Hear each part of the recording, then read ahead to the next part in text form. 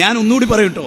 അതെന്താന്ന് വെച്ചാൽ ആദം നബിയുടെ സന്താന പരമ്പരകളിൽ സത്യനിഷേധികളും മുശ്രിക്കുകളും മുഅ്മിനുകളും പ്രവാചകന്മാരൊക്കെ ഉണ്ടായിരുന്നു. പ്രവാചകന്മാരുടെ മറുഭാഗത്തെ പ്രതിയോഗികളില്ലേ, അവർ എല്ലാവരെയും കൂടി കൂട്ടിയാൽ അവരെല്ലാവരുടെ കുഫറും, കേരളത്തിലെ സമസ്തയുടെ കുഫറും 2 തുലാസിൽ വെച്ചാൽ സമസ്തയുടെ കുഫർ കനം തൂങ്ങും.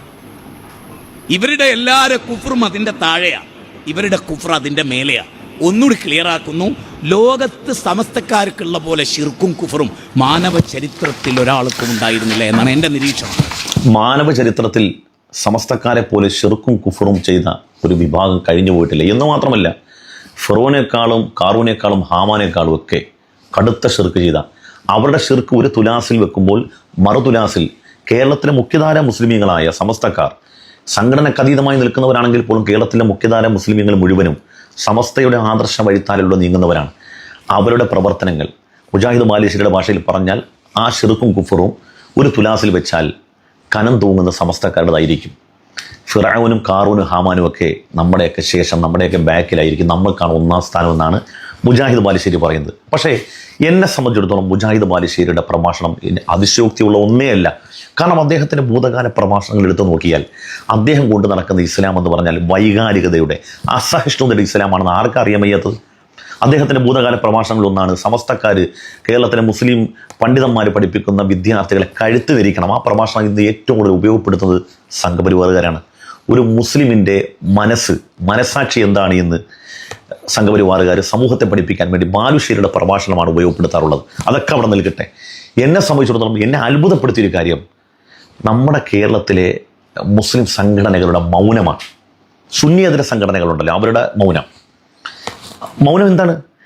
ഈ പ്രഭാഷണം മുജാഹിദ് ബാലുശ്ശേരിയുടെ സ്ഥാനത്ത് ഏതെങ്കിലും ഒരു മുസ്ലിയാർ, ഒരു മുസ്ലിം പണ്ഡിതൻ, അല്ലെങ്കിൽ ഏതെങ്കിലും ഒരു ആദർശ പ്രഭാഷകൻ, ഒരു സംഘടനയുടെ പ്രവർത്തകനാണ് നടത്തിയതെങ്കിൽ ഏറ്റവും കൂടുതൽ വരുന്ന ആക്ഷേപം, അല്ലെങ്കിൽ ഏറ്റവും കൂടുതൽ അദ്ദേഹത്തെ എതിർക്കാൻ വേണ്ടി വരുന്ന പ്രയോഗം ഇതാണ്: മുസ്ലിം ഉമ്മത്ത് അപകടാവസ്ഥയിൽ നിൽക്കുമ്പോൾ ഉമ്മത്ത് സ്നേഹമില്ലാത്ത കപടന്മാർ, മുനാഫിഖീങ്ങൾ, ഇസ്ലാമിനെ ഒറ്റുകൊടുക്കുന്നവരാണ് എന്ന് ആ തലപ്പാവുധാരിയെ, അല്ലെങ്കിൽ ആ പണ്ഡിതനെ, അല്ലെങ്കിൽ ആ ഒരു പ്രഭാഷകനെ അത്രത്തോളം ആക്ഷേപിക്കും. ഇവിടെ എന്താ പലരും മൗനം പാലിക്കുന്നത്? അതങ്ങനെയാണ്. നമ്മുടെ ഭൂതകാലത്തിലേക്കൊന്ന് പോയാൽ അതൊക്കെ നമുക്ക് മനസ്സിലാവും. കേരളത്തിൽ മുസ്ലിം പണ്ഡിതന്മാർ പറയുന്ന പ്രഭാഷണത്തെ ഉമ്മത്തുങ്കാ സ്നേഹം പറഞ്ഞ് അതിനോട് വിയോജിക്കുന്നതിൻ്റെ അത്രയും തന്നെ മുസ്ലിം പണ്ഡിതന്മാരെ പറയുമ്പോൾ, പ്രത്യേകിച്ച് സമസ്ത കേരളത്തിലെ മുസ്ലിം മുഖ്യധാര മുസ്ലിമുകളെ സമസ്തക്കാരെ പറയുമ്പോൾ അത്രയും വികാരം വ്രണപ്പെടാറില്ല. ബാലുശ്ശേരി എന്ന് പറയുന്ന ജിന്നൂരി ഗ്രൂപ്പിന്റെ ആള് പറയുന്നത് എന്താണെന്നറിയോ? KNM ഗ്രൂപ്പുകാർ എന്നെ മുശ്രിക്കാക്കി, കാഫിറാക്കി. മൂപ്പര് സുന്നികളെ ഒന്നാകെ അടങ്കലും കാഫിറാക്കി, മുശ്രിക്കാക്കിയ ആളാ. ഇപ്പൊ മൂപ്പരെ മുജാഹിദ് മൗലവിമാർ തന്നെ, KNM ഗ്രൂപ്പിന്റെ മൗലവിമാർ തന്നെ ബാലുശ്ശേരിയെ പിടിച്ച് മുശ്രിക്കെ കാഫിറെ എന്ന് പറഞ്ഞു അയാൾ പറയുന്നു എന്ന് കേട്ടോളൂ. തൗഹീദിന് വേണ്ടി ജീവിച്ചവർക്കെതിരെ പച്ച ശിർക്ക് ആരോപിക്കുന്ന ഈ ധിക്കാരം അവസാനിക്കട്ടെ. ശിർക്കാണ് എന്നുറപ്പുള്ളത് തൗഹീദാണെന്ന് വാദിക്കുന്ന തോന്നിയാസവും അവസാനിക്കട്ടെ. നബിയുടെ സുന്നത്തിനെ ചോദ്യം ചെയ്ത ആളാകുന്ന ധിക്കാര ശൈലി ഈ ഉമ്മത്തിലെ സലഫി സമൂഹത്തിൽ നിന്ന് ഇല്ലാതാകട്ടെ. കേട്ടില്ലേ?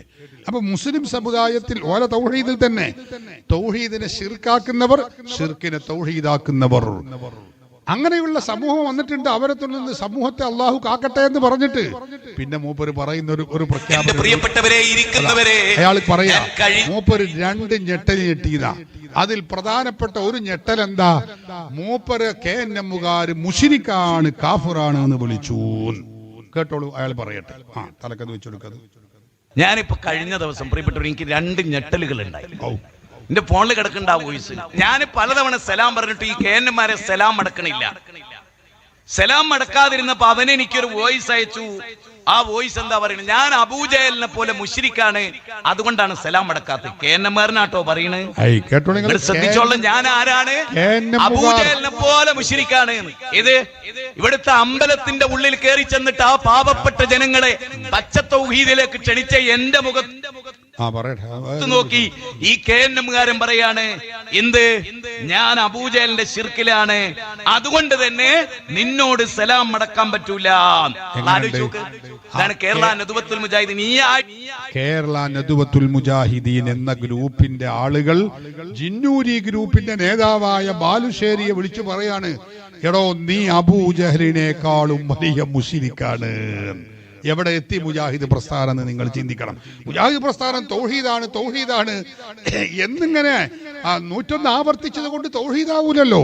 അതിൽ തെറ്റിദ്ധരിച്ച് നിൽക്കുന്ന ഏതെങ്കിലും സാധു മനുഷ്യരുണ്ടെങ്കിൽ അവർക്ക് രാജിവെക്കാൻ സമയമായിട്ടുണ്ട്.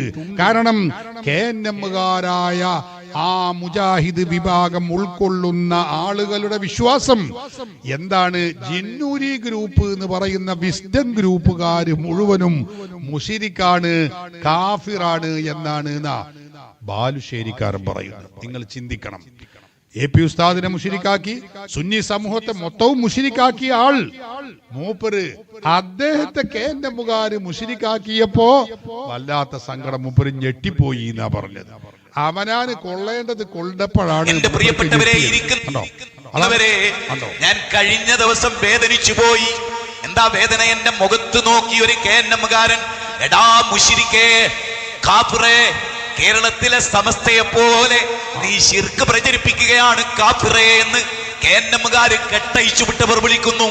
നിങ്ങൾ റബ്ബിനെ പേടിച്ചോളി, നിങ്ങൾ റബ്ബിനെ സൂക്ഷിച്ചോളി. ഏതൊരു നാഥന് വേണ്ടി തെരുവിലടി കൊണ്ടുപോ, ഏതൊരു നാഥന്റെ വചനം നമ്മളെ സുന്നികളെ മുശ്രിക്കാണ് കാഫിറാന്ന് പറഞ്ഞപ്പോ റബ്ബിനെ സൂക്ഷിക്കണ്ട, പടച്ചോനെ പേടിക്കണ്ട. മൂപ്പര് കാഫിറാണ് മുശ്രിക്കാണ് എന്ന് മുജാഹിദുകൾ പറഞ്ഞപ്പോ മൂപ്പർക്ക് ഭയങ്കര വഴലായി, ഉത്ബോധനായി. അള്ളാഹുവിനെ പേടിക്കണം, റബ്ബിനെ പേടിക്കണം. അങ്കണത്തിൽ പ്രഖ്യാപിച്ചുവോ, ഏതൊരു നാഥന് വേണ്ടി തൗഹീദ് പറഞ്ഞുവോ അവരെ മുശ്രിക്കെന്ന് വിളിക്കാൻ നാണമില്ലാത്ത ഈ റമദാനിന്റെ പരിശുദ്ധത കാത്തു സൂക്ഷിക്കാത്ത നിങ്ങളോട് അല്ലാഹ് പൊറുത്തു തരട്ടെ. എങ്ങനെയുണ്ട് മുജാഹിദുകൾ? ഇതാ മുജാഹിദിന്റെ പുതിയ തൗഹീദ്. നമ്മളെ മുശ്രിക്കാക്കി ഒരാളെ മുശ്രിക്ക് എന്ന് പറഞ്ഞാൽ മുസ്ലിമായ മുശ്രിക്കല്ലാത്ത ഒരാളെ, മുസ്ലിമായ മുഅ്മിനായ ഒരാളെ മുശ്രിക്ക് കാഫിർ എന്ന് പറഞ്ഞാൽ പറഞ്ഞവരിലേക്ക് ശിർക്ക് തിരിച്ചു വരുമെന്ന് ഹബീബായ മുഹമ്മദുർ റസൂലുള്ളാഹി സല്ലല്ലാഹു അലൈഹി വസല്ലമ തങ്ങൾ പഠിപ്പിച്ചതാണ്. അതും ഇവരെന്നെ പറയട്ടെ, ഇവരെ നാക്കുകൊണ്ടെന്ന് കേട്ടോളൂ നിങ്ങൾ. ഞങ്ങൾ പറയുന്നു, ഈ ഇസ്ലാഹ് മാസികയിൽ വന്നത് അത് ശിർക്കാണ്, തോന്നിയാസമാണ്. ഈ തോന്നിയാസ് ആവർത്തിക്കുന്ന മുശ്രിക്കാണ് ഒരാരായാലും. കാരണം അല്ലാഹുവിന്റെ റസൂൽ എങ്ങനെയാ പറഞ്ഞു, ഒരുത്തന്റെ പേരിൽ ശിർക്ക് ആരോപിക്കുന്നവൻ അവൻ മുശ്രിക്കല്ലെങ്കിൽ പറഞ്ഞോ മുശ്രിക്കാണ്. ഇത് മുഹമ്മദ് നബി പറഞ്ഞ, നബി കള്ളം പറയും. അതുകൊണ്ട് ഇത് നേരത്തെ ഞാൻ പറഞ്ഞതല്ല, ഇത് വേറൊരു ശിർക്കാക്കലാണ്. അതായത് ഹനീഫ കായക്കൊടി മൗലവി ഒരു സംഗതി ശിർക്കാണ് എന്ന് പറഞ്ഞു. അപ്പൊ അതിനെക്കുറിച്ചാണ് ഈ എന്താ പറയാ മുജാഹിദ് ബാലുശ്ശേരി അയാൾ പറയുന്നു, അത് എത്ര വലിയവൻ പറഞ്ഞാലും അത് ശിർക്ക് തന്നെയാണ് എന്ന് പറഞ്ഞ ഹനീഫ കായക്കൊടി മൗലവി ആരാണ്?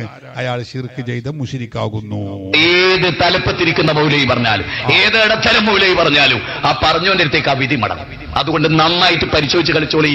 ആ കളി ഉണ്ടല്ലോ, ദുനിയാവിൽ ഉഷാറാവും, ആഖിറം കട്ടപ്പുകയിരിക്കും. ഇനി ഇതിൽ തെളിച്ചു പറയാൻ എനിക്കറിയില്ല. ഇനി ഇതിനേക്കാൾ തെളിച്ചു കേട്ടില്ലേ നിങ്ങൾ? ആ ശിർക്ക് തിരിച്ചു വരുന്ന പറഞ്ഞത് എന്താ? നമ്മിൽ ഒരാളെ മുശ്രിക്കായ ആള് മുസ്ലിമായ ആള് മുശ്രിക്കെ എന്ന് വിളിച്ചാൽ ആ ശിർക്ക് തിരിച്ചു വരുന്നു മൗലവി പറഞ്ഞു കേട്ടല്ലോ. അതുകൊണ്ട് റസൂലുള്ളാഹി സ്വല്ലല്ലാഹു അലൈഹി വസല്ലം തങ്ങൾ പറഞ്ഞിട്ടുണ്ട്, വ്യക്തിയിലേക്ക് ശിർക്ക് തിരിച്ചു വരുമെന്നത് ഖവാരിജിയാക്കളുടെ വിഷയം ഉദ്ധരിച്ചുകൊണ്ട് പ്രവാചകൻ സ്വല്ലല്ലാഹു അലൈഹി വസല്ലം തങ്ങൾ അവരിലേക്ക് സൂചന നൽകിക്കൊണ്ട് അത് പറഞ്ഞിട്ടുണ്ട്. ഇസ്ലാമിന് വേണ്ടി ജീവിക്കും, ഖുർആന്റെ പ്രകാശം അവന്റെ മുഖത്തുണ്ടാകും, പിന്നെ എല്ലാം കയ്യിൽ നിന്ന് പോയി വിശ്വാസി സമൂഹത്തിന്റെ നേരെ ശിർക്ക് ആരോപിക്കും എന്ന് പറഞ്ഞപ്പോ അള്ളാഹുവിന്റെ റസൂലിനോട് ചോദിച്ചു, യാ നബി അല്ലാഹ്, അയ്യുഹുമ ഔലാ ബിശ്ശിർകി അൽ മർമിയു അമിർ റാമി? ശിർക്ക് ആരോപിച്ചവനാണോ അതല്ല ശിർക്ക് ആരോപിക്കപ്പെട്ടവനാണോ ശിർക്കിലേക്ക് ഏറ്റവും അടുത്തത് എന്ന് ചോദിച്ചപ്പോ അള്ളാഹുവിന്റെ റസൂൽ പറഞ്ഞു, ആരോപിച്ചവനാണെന്ന് പറഞ്ഞ ആ ഹദീസ് കൂടി കേട്ടുകൊണ്ട് നമ്മൾ അടുത്തൊരു മേഖലയിലേക്ക് ശിർക്ക് ചെയ്ത മുശ്രിക്കല്ലാത്ത ഒരാളെ മുശ്രിക്കാക്കിയാൽ അവനിലേക്ക് ശിർക്ക് തിരിച്ചു വരും, അവൻ മുശ്രിക്കാന്ന് പറയുന്നു. അതാണ് ഇപ്പൊ ബാലുശ്ശേരിയെ കുറിച്ച് KNM-കാര് മുശ്രിക്കാണ് എന്ന് പറഞ്ഞത്. ഇനി നിങ്ങൾക്കറിയോ, ഈ ചെറുകിട മൗലവിമാർക്കൊക്കെ ഈ വഹാബി ആശയം പഠിപ്പിച്ചു കൊടുത്തിരുന്ന ഒരു മൗലവിയാണ്. മലപ്പുറം ജില്ലയിലുള്ള ഒരു മൗലവിയാണ് അബ്ദുൽ ജബ്ബാർ മൗലവി എന്ന് പറയും. ആ അബ്ദുൽ ജബ്ബാർ മൗലവിയെ അവരുടെ ശിഷ്യന്മാരായ ഹനീഫ മൗലവി കായക്കൊടിയും അനസ് മൗലവിയും പച്ചയായി അവരെ കുറിച്ച് മുശിരിക്കാണ്, കാഫിറാണ് എന്ന് പറയുന്നത് എത്ര സങ്കടകരമാണ്. ഉസ്താദിനെ കുറിച്ച് ശിഷ്യന്മാര് പറയാ, ഞങ്ങളെ ഉസ്താദ് പച്ച മുശിരിക്കാണ്, സൗദി അറേബ്യയിലേക്ക് ബിംബം കൊണ്ടുവന്ന അംർ ഇബ്നു ലുഅയ്യിനെ പോലെ മുശിരിക്കാകുന്നു എന്ന് സ്വന്തം ശിഷ്യൻ ഗുരുനാഥനെ പറ്റി പച്ചയായ ശിർക്കാരോപണം നടത്തുന്നത്. ഒന്ന് കേട്ടോളൂ നിങ്ങൾ. മുജാഹിദിന്റെ തൗഹീദ് എവിടെയെന്ന് നമുക്കറിയാം.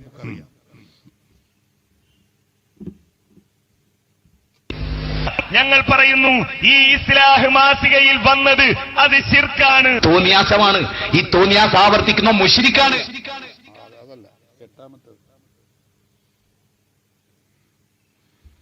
അതുകൊണ്ട് എവിടെ നിന്ന് ബർക്കത്ത് ലഭിക്കുമെന്ന് പ്രതീക്ഷിക്കുന്നുവോ അതിലാഹാൻ.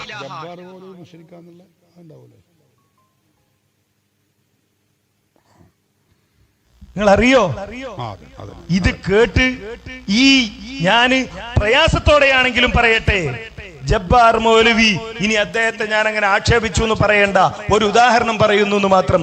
ജബ്ബാർ മൗലവി ചെയ്ത ഈ പണിയുടെ ഫലം ഉണ്ടായത് എന്താണെന്നറിയോ?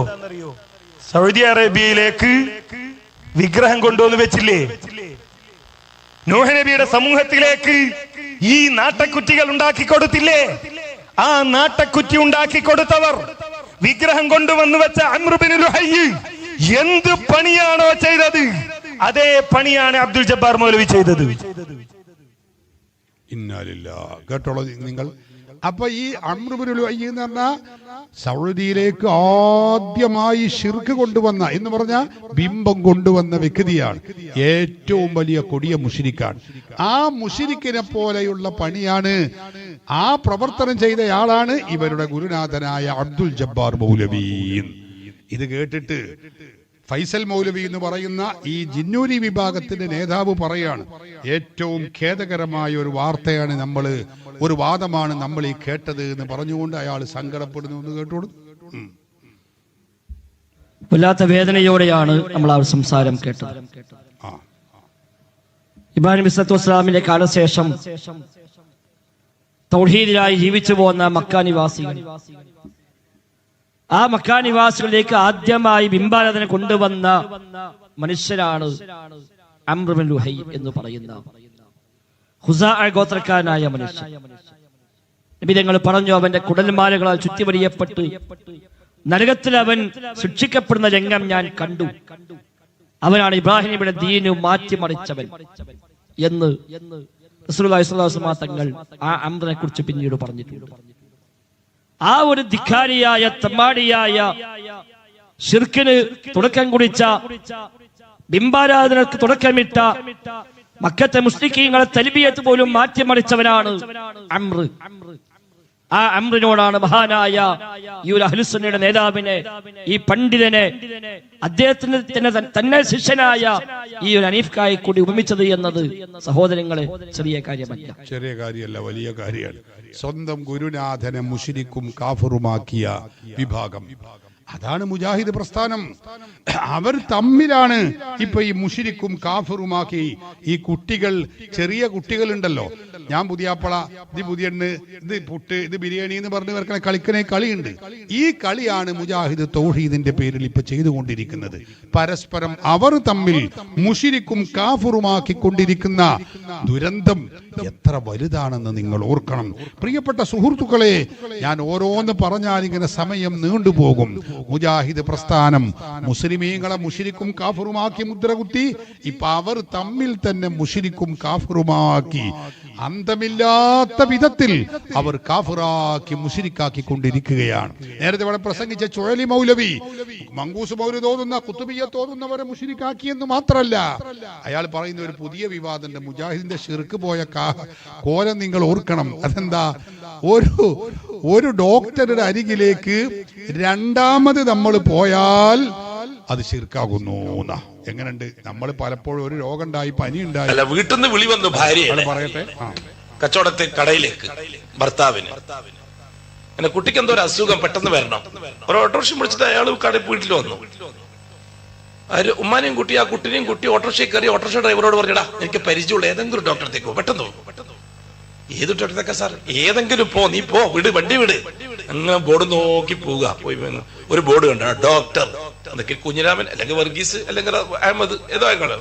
നട ഒരു ഡോക്ടറെ ബോർഡ് കയറാം. ഡോക്ടർ സാർ പെട്ടെന്ന് വന്ന അസുഖം. ഡോക്ടർ പരിശോധിച്ചു, മരുന്ന് എഴുതി കൊടുത്തു, മരുന്ന് വാങ്ങി. 2 ദിവസം കൊണ്ട് അൽഹംദുലില്ലാ സുഖം മാറി. ഇയാൾ ചെയ്തത് ഇപ്പൊ ഇബാദത്താണ്. ഒരു മൂമിന് ചെയ്യേണ്ട ജോലിയാണ് അയാൾ ചെയ്തിരിക്കുന്നത്. ഒരു മൂമിന് ചെയ്യേണ്ട ജോലിയാണ് അയാൾ ചെയ്തിരിക്കുന്നത്. അള്ളാഹു ഏൽപ്പിച്ച ജോലി അയാൾ ചെയ്തു. അള്ളാഹു അതിൽ ശിഫാ വെച്ചിട്ടുണ്ട്. ആ കുട്ടിന്റെ സുഖം അതുകൊണ്ട് മാറി. ആ മരുന്നിൽ അള്ളാഹു ശിഫാ വെച്ചിട്ടുണ്ട്, അതുകൊണ്ട് സുഖം മാറി. ഒരു 6 മാസം കഴിഞ്ഞു. അതേ സുഖട് കുട്ടിക്ക് വന്നു. അതേ സുഖട് വന്ന കുട്ടി ഒട്ടും താമസിച്ചില്ല. ഭാര്യ വിളിച്ചു ഭർത്താവിനെ. ഭർത്താവ് ഓട്ടോറിക്ഷ ആയിട്ട് വന്നു. കുട്ടിയും കുട്ടി ഭാര്യനെയും കുട്ടി കയറി ഇന്ന ഡോക്ടറത്തേക്ക് പോകണമെന്ന് പറഞ്ഞു. ആ ഡോക്ടറത്ത് പോയി ഇറങ്ങി. ഡോക്ടറെ കണ്ടു. ഡോക്ടർ സാബ് 6 മാസം മുമ്പ് ഇതേ രോഗം വന്നിരുന്നു, നിങ്ങളെയാണെന്ന് കാണിച്ചത്, നിങ്ങൾ തന്ന മരുന്നാണെന്ന് കൊടുത്തത്, പെട്ടെന്ന് സുഖമായി, അതുകൊണ്ടാണ് ഇങ്ങോട്ട് വന്നത്. ഒന്ന് നോക്ക് സാർ, ഇപ്പൊ നീ ചെയ്തത് ശിർക്കാണ്. അതാണ് ഇപ്പൊ ചെയ്തത് ശിർക്കാണ്. ആദ്യം പോയ ഡോക്ടർ അരികിലേക്ക് രണ്ടാമതൊന്നുകൂടി പോയാൽ ശിർക്കാകുന്നു. മുജാഹിദിന് ശിർക്കാകാൻ ഇത്രയൊക്കെ ആവശ്യമുള്ളൂ. ഒരു ഡോക്ടർ അരികിൽ 2ാം തവണ പോയാൽ കാഫിർ മുശ്രിക്കാകുന്നു. സഹോദരങ്ങൾ, എവിടെ എത്തി ഇവർ? ഇത് ഖുർആനാണോ? ഇത് സുന്നത്താണോ? ഇത് ദീനാണോ? നമ്മൾ പഠിക്കേണ്ടതല്ലേ? ഇനി വേറൊരു മൗലവി പറയുന്നുണ്ട് അതിന്റെ ആവശ്യമില്ല, ശിർക്കാകാൻ അങ്ങനെ ഒന്നും പോകേണ്ടതില്ല. ഗർഭിണികളായ സഹോദരിമാർക്ക് ഒരു ഇഞ്ചക്ഷൻ ചെയ്താൽ തന്നെ ശിർക്ക് വരും, അത് കൊടിയ ശിർക്കാകുന്നു. മുജാഹിദിന്റെ MGM വെസ്റ്റ് ജില്ലാ സമ്മേളന പരിപാടിയിൽ പ്രസംഗിക്കുന്ന വലിയ പ്രഭാഷകൻ പറയുന്നത് കേട്ടോളൂ നിങ്ങൾ. ഈ സദസ്സിലോട് എനിക്ക് അടിവരയിട്ട് ചോദിക്കാനുണ്ട്. നമ്മൾ ശിർക്കിനെതിരല്ലേ? അള്ളാഹു അല്ലാത്ത ഒരുത്തന് കീഴ്പ്പെടുകയോ അവൻ പറയുന്നത് അവനും കൂടി കൂടിയെങ്കിലേ അള്ളാന്റെ പണി മുഴുവനാകുമെന്നോ വിചാരിക്കുന്ന ശിർക്കല്ലേ? എങ്കിൽ എന്റെ വിചാരം, എന്റെ കുഞ്ഞിനെ പൂർണ്ണതയോടുകൂടി സൃഷ്ടിച്ച് എല്ലാ വാക്സിനേഷനും കൊടുത്ത് പുറത്തേക്ക് കൊണ്ടുവരാൻ അള്ളാഹു മാത്രം മതി. പോരാ, അള്ളാന്റെ കൂടെ ഡോക്ടർമാരും ഗൈനക്കും കൂടെ കൂടണമെന്നാണ് വിചാരമെങ്കിൽ അത് ശിർക്കാണ്, കൊടിയ ശിർക്കാണ് എന്ന് വിശ്വസിക്കുന്ന ആളാണ് ഞാൻ. നിങ്ങൾ എങ്ങനെ വിശ്വസിക്കണമെന്ന് എനിക്ക് നിർബന്ധമില്ല. ഞാൻ അങ്ങനെ വിശ്വസിക്കുന്നത് കൊണ്ട് ഞാൻ എന്റെ ഭാര്യയോ എന്റെ മക്കളോ എനിക്ക് സ്വാതന്ത്ര്യമുള്ളയിടത്തുള്ള പെൺകുട്ടികളോ ഗർഭം ധരിച്ചാൽ ഒരു ഡോക്ടറെയും കാണാൻ സമ്മതിക്കില്ല. കാരണം ഞാൻ അവരോട് പറയും അത് ശിർക്കാണ്. ഒരു വാക്സിനേഷനും കൊടുക്കാൻ പാടില്ല. അത് കൊടുക്കുന്നതോടുകൂടി അള്ളാഹ്ക്ക് വിവരമില്ലാതെ ഇല്ലാത്തത് കൊണ്ട് വേറൊരുത്തന്റെ സാധനം കൊടുക്കുകയാണല്ലോ. ഗർഭിണിയായ സഹോദരിക്ക് ഒരു വാക്സിനേഷൻ കൊടുത്താല് അത് കൊടിയ ശിർക്കാണ്. അള്ളാഹുവിന് വിവരമില്ല എന്നതിന്റെ തെളിവാണത്. ഇതൊക്കെയാണ് മനുഷ്യൻ കേൾക്കാൻ പറ്റാത്ത വിധത്തിലുള്ള ഈ ജാതി വിശ്വാസങ്ങളാണ് പ്രിയപ്പെട്ടവരെ മുജാഹിദ് പ്രസ്ഥാനം വെച്ചു പുലർത്തുന്നത്. ഇസ്ലാം ദീനിനെ കീഴ്മേൽ മറിച്ചിട്ടുകൊണ്ട് ഇസ്ലാമിക നിയമങ്ങളെ മുഴുവനും കത്രികക്കിരയാക്കുന്ന ദുരന്തപൂർണമായ ഒരവസ്ഥയാണ് മുജാഹിദ് പ്രസ്ഥാനത്തിൽ നമ്മൾ കണ്ടുകൊണ്ടിരിക്കുന്നത് എന്ന് നിങ്ങൾ ഓർക്കണം. ഇസ്ലാമിക പ്രസ്ഥാനത്ത് കേരളത്തിൽ തന്നെ പറയാം, വഹാബിസം കേരളത്തിൽ 1920-കൾക്ക് ശേഷം വന്നപ്പോ കൊടുങ്ങല്ലൂരിൽ ഇത് രംഗത്ത് വന്നു. പ്രവർത്തനം ആരംഭിച്ചപ്പോ അഹ്ലുസുന്നത്തി വൽ ജമാഅത്തും മുജാഹിദ് പ്രസ്ഥാനവുമായി കേവലം 10-ൽ ചില്ലാനം വിഷയങ്ങൾ അതിൽ മാത്രമാണ് തർക്കമുണ്ടായിരുന്നത്. ആകെ സുന്നികളും മുജാഹിദുകളും തമ്മിൽ ഒരു 10 വിഷയം അല്ലെങ്കിൽ 9 വിഷയം, 10-ൽ ചില്ലാനം വിഷയം എന്ന് പറയാം നമ്മൾ. അത്തരം വിഷയങ്ങളിൽ മാത്രമാണ് തർക്കമുണ്ടായിരുന്നത്. ഇന്നിപ്പോ 10-90ഓളം വർഷമായി. അപ്പോഴേക്ക് മുജാഹിദ് പ്രസ്ഥാനത്തിൽ നിങ്ങൾ ഓർക്കണേ, അഹ്ലുസുന്നത്തി വൽ ജമാഅത്തും മുജാഹിദ് പ്രസ്ഥാനവുമായി 300-ലധികം വിഷയങ്ങൾ അവർ തർക്കവുമായി രംഗത്ത് വന്നിരിക്കുകയാണ്. 300-ലധികം വിഷയങ്ങളുമായിട്ടാണ് മുജാഹിദ് പ്രസ്ഥാനം ഇപ്പൊ കടന്നു വന്നിട്ടുള്ളത്. സുന്നത്ത് ജമാഅത്ത് പാരമ്പര്യമായി സ്വീകരിച്ചു വരുന്ന ആശയങ്ങൾ ഓരോന്നിനെയും കത്രികക്ക് ഇരയാക്കിക്കൊണ്ടിരിക്കുന്നു. പലതിനെയും വെട്ടിമുറിച്ച് കുഴിച്ചു മൂടുന്ന ദുരന്തപൂർണമായ അവസ്ഥയാണ് നമ്മൾ കണ്ടുകൊണ്ടിരിക്കുന്നത്, കേട്ടുകൊണ്ടിരിക്കുന്നത്. ഇതാണ് മുജാഹിദ് പ്രസ്ഥാനം. ഒരൊറ്റ സാമ്പിളിന് ഒരൊറ്റൊന്ന് ഞാൻ പറയാ. നിങ്ങൾക്കറിയില്ലേ, ഹബീബായ മുഹമ്മദുർ റസൂലുള്ളാഹി സ്വല്ലല്ലാഹു അലൈഹി വസല്ലമ തങ്ങൾ ആ ഹബീബിന്റെ തിരുകേശത്തെ കുറിച്ച്, അല്ലെങ്കിൽ ആ ഹബീബുമായി ബന്ധപ്പെട്ട എന്തൊരു ആധാറുകളിൽപ്പെട്ട വസ്തുവാവട്ടെ, അവിടുത്തെ ആ ഹബീബ് ഉപയോഗിച്ച ഏത് വസ്തുവാണെങ്കിലും സത്യവിശ്വാസികൾ, സ്വഹാബികൾ ഉൾക്കൊള്ളുന്ന സമൂഹം നമുക്ക് വലിയ മാതൃക കാണിച്ചു തന്നതാണ്. അവരുമായി അതിനെ മുസ്ലിമീങ്ങൾ ബറക്കത്തൊടുക്കുന്നു. സഹോദരങ്ങളെ, അതിനെ ബഹുമാനപൂർവം നമ്മൾ ആദരിക്കുന്നു, ബറക്കത്തെടുക്കുന്നു. എന്നാ മുജാഹിദ് പ്രസ്ഥാനത്തിന്റെ ആശയം എന്താന്ന് നിങ്ങൾക്കറിയോ? അങ്ങനെ ബറക്കത്തെടുക്കൽ അത് പാടില്ല, അത് ശിർക്കാണ്, അത് കുഫറാകുന്നു. മുജാഹിദ് പ്രസ്ഥാനത്തിന്റെ പഴയകാല ബർക്കത്ത് ലഭിക്കുമെന്ന് പ്രതീക്ഷിക്കുന്നുവോ അതിലാഹാൻ. അതുകൊണ്ട് എവിടെ നിന്ന് ബർക്കത്ത് ലഭിക്കുമെന്ന് പ്രതീക്ഷിക്കുന്നുവോ അതിലാഹാൻ. സുബ്ഹാനല്ലാഹ്. ബർക്കത്ത് എടുക്കാൻ പറ്റുന്ന എവിടെ നിന്ന് നമ്മൾ ആരെപ്പറ്റി വിശ്വസിക്കുന്നുവോ അതിനെ ഇലാഹാക്കലാണ്. ഇത് ജിന്നൂരി ഗ്രൂപ്പിന്റെ നേതാവ് CP സലീം എന്ന് പറയുന്ന മൗലവിയാണ്. ആരിൽ നിന്ന് നമ്മൾ ബറക്കത്തെടുത്താലും അതെന്താണ്? അത് ഇലാഹാക്കലാണ്. അപ്പൊ അത് ശിർക്കാകുന്നു. മഅദല്ലാഹ്. ഹബീബായ മുഹമ്മദുർ റസൂലുള്ളാഹി സ്വല്ലല്ലാഹു അലൈഹി വസല്ലമ തങ്ങളുടെ കാലഘട്ടത്തിൽ നിങ്ങൾക്കറിയില്ലേ, അവിടുന്ന് തലമുടി കളയുന്ന സന്ദർഭത്തിൽ ഹജ്ജത്തുൽ വദാഇൽ വെച്ച് തലമുടി കളയുന്ന ഘട്ടത്തിൽ സ്വഹാബത്ത് ചുറ്റുഭാഗത്തും തിക്കും തിരക്കുമായി കൂടുന്നു. എന്തിനു വേണ്ടിയാണ്? അവിടുത്തെ ശറഫാക്കപ്പെട്ട ആ തിരുകേശം എനിക്കു കിട്ടണം എന്ന് കരുതി അവരതാ അങ്ങേയറ്റത്തിൽ തെക്കും തിരക്കും കൂടുന്നു. ഹബീബായ നബി സല്ലല്ലാഹു അലൈഹി വസല്ലമ തങ്ങൾ ഇത് മനസ്സിലാക്കി. അവിടുന്ന് പറഞ്ഞു, ആ തിരുമുടിയെല്ലാം എടുത്തുകൊണ്ട് മഹാനായ അബൂ ത്വൽഹത്തുൽ അൻസാരി റളിയല്ലാഹു അൻഹുവിന്റെ കയ്യിൽ കൊടുത്തുകൊണ്ട് പറഞ്ഞു, ഇഖ്സിംഹു ബൈനന്നാസ്. ഓ അബൂ ത്വൽഹ, എന്റെ ഈ തലമുടി നിങ്ങൾ ജനങ്ങൾക്ക് വിതരണം ചെയ്യണേ. ജനങ്ങളുടെ തിക്കും തിരക്കും അതിനു മാത്ര. അപ്പൊ നിങ്ങളത് ഓരോരുത്തർക്കാണ് വിതരണം ചെയ്തോളി. എന്തിനാണത്? സർവ്വ ഇമാമികളും പറഞ്ഞു അത് ബറക്കത്തെടുക്കാൻ വേണ്ടിയാണ്, സ്വഹാബികൾക്ക് ബറക്കത്തിന് സൂക്ഷിക്കാൻ വേണ്ടിയാണ്. എത്ര സംഭവം നബി സല്ലല്ലാഹു അലൈഹി വസല്ലമ തങ്ങൾ, ഇമാം ബുഖാരിയും മുസ്ലിമും ഉദ്ധരിക്കുന്ന ഹദീസാണ്. നബി സല്ലല്ലാഹു അലൈഹി വസല്ലമ തങ്ങൾ വുളു എടുക്കുകയാണ്. ആ സന്ദർഭത്തിൽ സ്വഹാബികളതാ അവിടെ തിക്കും തിരക്കും കൂട്ടുന്നു. കാദൂ യഖ്തതിലൂന അലാ വളൂഇഹി. നബി സല്ലല്ലാഹു അലൈഹി വസല്ലമ തങ്ങൾ വുളു എടുക്കുമ്പോൾ ഉപയോഗിച്ച വെള്ളം, അവിടുത്തെ മുഖം കഴുകിയ വെള്ളം, കൈ കഴുകിയ വെള്ളം, കാല് കഴുകിയ വെള്ളം, അത് ബറക്കത്തിന് വേണ്ടി അത് ഞങ്ങൾക്ക് ലഭിക്കണമെന്ന് കരുതി സ്വഹാബത്ത് തിക്കും തിരക്കും കൂട്ടുന്നു എന്ന് മാത്രമല്ല, ഇമാം ബുഖാരി ഉദ്ധരിക്കുന്നു, കാദൂ യഖ്തതിലൂൻ, ഒരു യുദ്ധത്തിന്റെ വക്കോളം എത്തുന്നു. റസൂലുള്ളാഹി തങ്ങളുടെ മുഖം കഴുകിയ, കാല് കഴുകിയ, കൈ കഴുകിയ വെള്ളം ബറക്കത്തിന് കിട്ടാൻ വേണ്ടി സ്വഹാബത്ത് തിക്കും തിരക്കും കൂടുകയാണ്. സുബ്ഹാനല്ലാഹ്. എത്ര 100 നമുക്ക് സ്വഹീഹുൽ ബുഖാരിയിൽ നിന്ന്, മുസ്ലിമിൽ നിന്ന് ഉദ്ധരിക്കാൻ കഴിയും.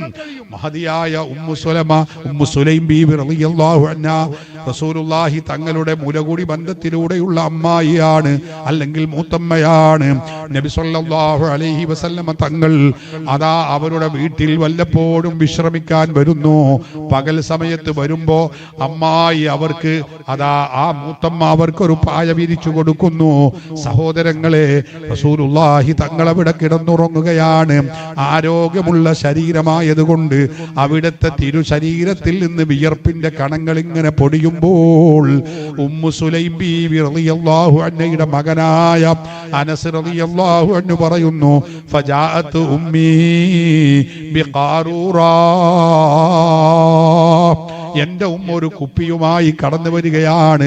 ഫജഅലത് തസ്ലിതുൽ അർഖ ഫിഹാ, ആ റസൂലുള്ളാഹി തങ്ങളുടെ ശരീരത്തിൽ പൊടിഞ്ഞുകൊണ്ടിരിക്കുന്ന ആ വിയർപ്പിന്റെ കണങ്ങൾ ഉമ്മു സുലൈം ബീവി ഒരു കുപ്പിയിലേക്ക് ആക്കുന്നു.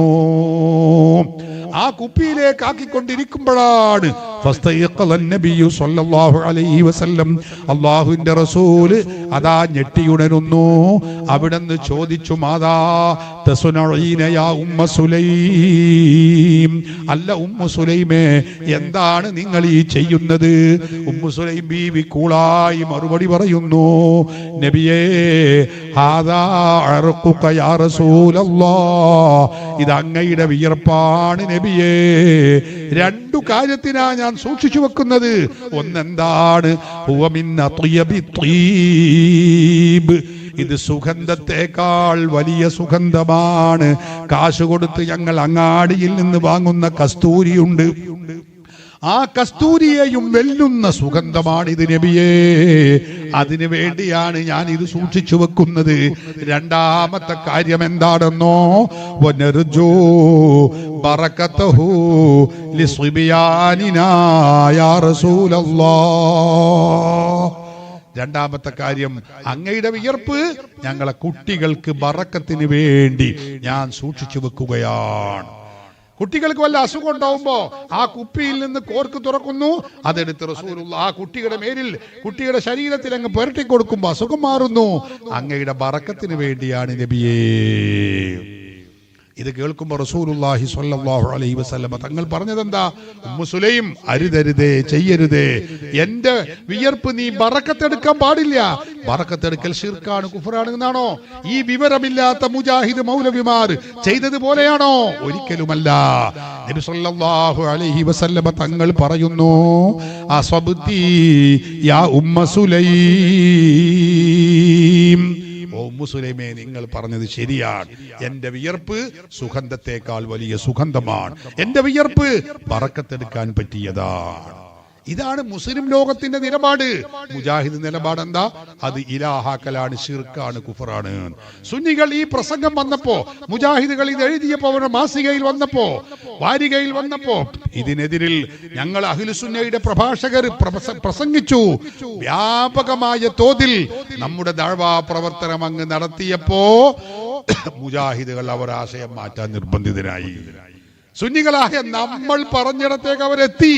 ശിർക്കാണ്, ഇലാഹാക്കലാണ് എന്ന് പറഞ്ഞ ആ മുജാഹിദുകൾ സഹോദരന്മാരെ, അവർ തന്നെ പറഞ്ഞു, അല്ല, റസൂലുള്ളാഹി തങ്ങളുടെ ശരീരത്തിലെ ഓരോ അവയവങ്ങൾക്കും ബറക്കത്തുണ്ട്. കേട്ടോളൂ, മുജാഹിദ് ബാലുശ്ശേരി പറയട്ടെ.